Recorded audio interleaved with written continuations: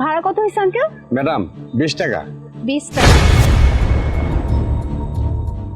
Sheet, তাড়াহুড়ো করতে গিয়ে তো আমি পার্সটাই নিয়ে আসি নাই। আমার কাছে তো কোনো টাকাও নাই। আঙ্কেল, আমি না বাসা থেকে আর কি পার্স আনি না, আমার কাছে না কোনো টাকা নাই।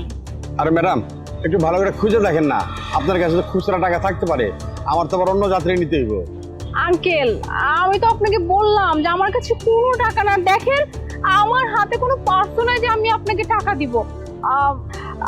আঙ্কেল, আপনি কাজ করেন, আমি না আপনাকে অনলাইনে পে করে দিচ্ছি। হ্যাঁ, কি যে কোন ম্যাডাম, আমরা হলাম অটোওয়ালা, আমরা এইসব অনলাইন পাবো কই? ওহো, তাহলে তো প্রবলেম হয়ে গেল। আমার কাছে তো ক্যাশও নাই আর আপনার কাছে অনলাইনের কোনো ব্যবস্থা নাই। আঙ্কেল, ওই যে দেখেন, ওই পাশে যে বিল্ডিংটা দেখতে পাচ্ছেন না, ওই বিল্ডিংয়ে আমি থাকি। আপনি এখানে একটু অপেক্ষা করুন, আমি গিয়ে টাকাটা নিয়ে আসতেছি। কিন্তু ম্যাডাম, আঙ্কেল, এমন কেন করতেছেন? একটু ভরসা রাখুন। আর আমি কি আপনার 20 টাকা নিয়ে কোথাও পালিয়ে যাবো? যাবো না তো, আমি যাবো বাসায় গিয়ে টাকাটা নিয়ে আসবো। ব্যাস। আচ্ছা ঠিক আছে, একটু তাড়াতাড়ি আসেন। হ্যাঁ হ্যাঁ, আমি তাড়াতাড়ি চলে আসছি।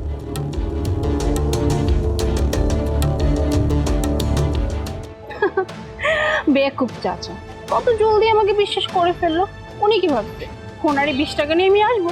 ওনারই 20 টাকা নিয়ে তো আমি আসবোই না।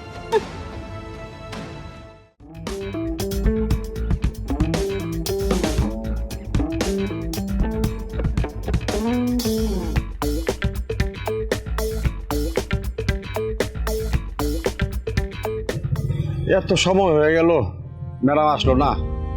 কইছিল 5 মিনিটের মধ্যে আইতেছি। বাবা, এই লম্বা করে একটা মেয়ে, সুন্দর গোলাপি রঙের জামা পরা, মেয়েটার দেখছে? না তো চাচা, কিছু হয়েছে নাকি? না, কিছু হয়নি, এমনি। ও আচ্ছা, দেখি নাই আমি। আচ্ছা বাবা।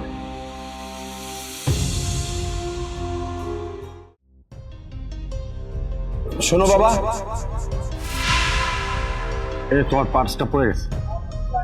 থ্যাংক ইউ চাচা। আপনি জানেন না আপনি আমার কত বড় উপকার করছেন। এটাতে আমার অনেক ইম্পর্টেন্ট ডকুমেন্টস আছে, আমার বিভিন্ন কার্ডস আছে। আপনাকে অনেক ধন্যবাদ। আপনি যদি আমার পার্সটা আমাকে ফেরত না দিতেন, আমার অনেক বড় ক্ষতি হয়েছে। কোনো ব্যাপার না, আমি তো আপনাকে পার্স ফেরত দিলাম, অন্য কেউ হলে তো নিয়ে যেত। এটা একদম ঠিক কথা বলছেন।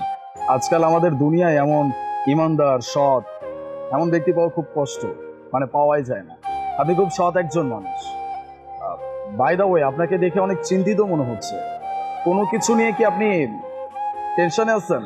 আপনার কোনো হেল্প লাগবে? চাইলে আমি আপনাকে হেল্প করতে পারি। টাকা পয়সা যদি লাগে আমি সেটাও আপনাকে দিচ্ছি। না না স্যার, হয়েছে কি, আমার রিক্সায় একটা ম্যাডাম আসছিল, তো ওনার কাছে টাকা ছিল না। উনি আমাকে বললো যে দাঁড়ান, আমি 5 মিনিটের মধ্যে নিয়ে আসতেছি। এখন 2 ঘন্টা হয়ে গেল, ওনাকে আর খুঁজেই পেলাম না। উনি বলছিল পাশের এই বিল্ডিংয়ে থাকেন।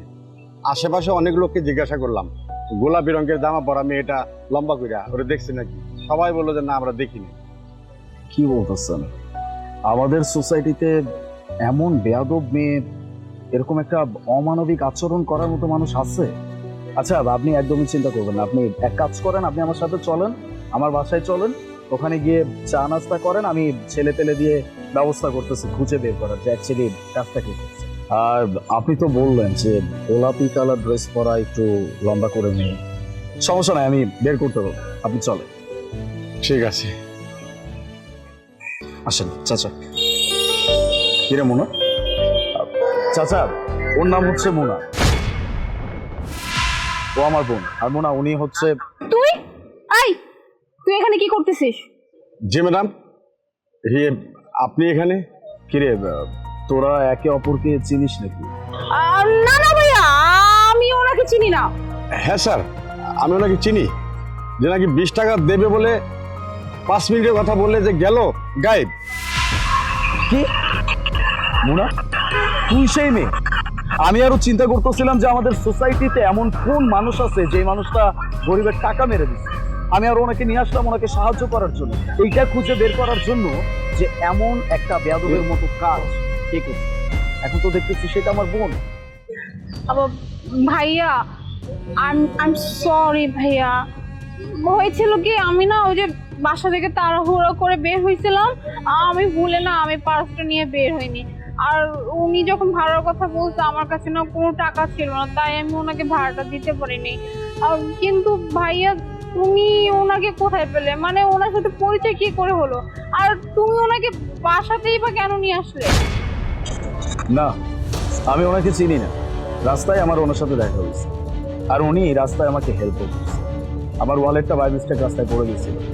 এই লোকটা আমার সেই ওয়ালেটটা আমাকে করতেছে। আমার ওয়ালেটের ভিতরে কতগুলো টাকা ছিল, ডেবিট কার্ড ছিল, ক্রেডিট কার্ড ছিল, আমার ইম্পর্টেন্ট ডকুমেন্ট ছিল। এই সব কিছু যদি হারায় যেত তাহলে আমার অনেক বড় একটা ক্ষতি হতো। আর সেই জন্য এই মানুষটাকে একটু হেল্প করার জন্য, তার সমস্ত কথা শুনে আমি তাকে এখানে নিয়ে আসছিলাম। কিন্তু এখন তো দেখতেছি সেই বেয়াদব মেয়েটা আর কেউ না, আমার নিজের বোন। এখন তুই আমাকে বল, যেই মানুষটা আমাকে সাহায্য করে, সেই মানুষটার একটা ক্ষতি আমার নিজের বোন করে দিয়েছে, তাহলে ওনার সামনে মাথা উঁচু করে কথা বলার মতো আমার কি কোনো জায়গা আছে? সরি ভাইয়া, আর বকো না। আমি আমি এক্ষুনি টাকা এনে ওনাকে দিয়ে দিচ্ছি। দাঁড়ান ম্যাডাম,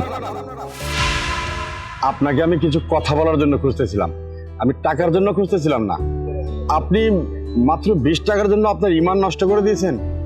ভালো হয়েছে যে আপনার ভাইয়ের সাথে আমার দেখা হয়ে গেল। আমি তো এটাও জানতাম না যে উনি আপনার ভাই। কোনো কিছু শিখতে হলে আপনার ভাইয়ের কাছে শিখেন। উনি সত্যি একজন ইমানদার লোক। উনি জানে মানুষকে কিভাবে সম্মান করতে হয়। আপনার ভিতরে সেই সম্মান করার মানসিকতাও নেই, আপনার ভিতরে মনুষ্যত্বও নেই। বাদ দেন, আমার যা বলার ছিল তা বললাম, এখন আমি যাই। চাচা, এক মিনিট।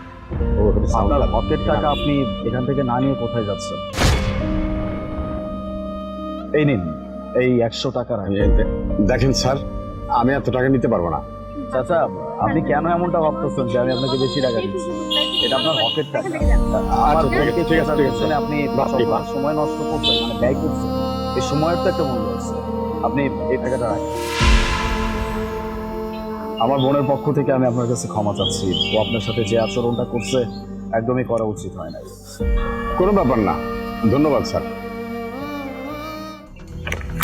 আর তুই আজকে আমার মান সম্মান একদম ধুলার সাথে মিশে গেছে। আমার না লজ্জা লাগতেছে তোকে নিজের বোন পরিচয় দিতে। ভাইয়া ভাই আমার কথাটা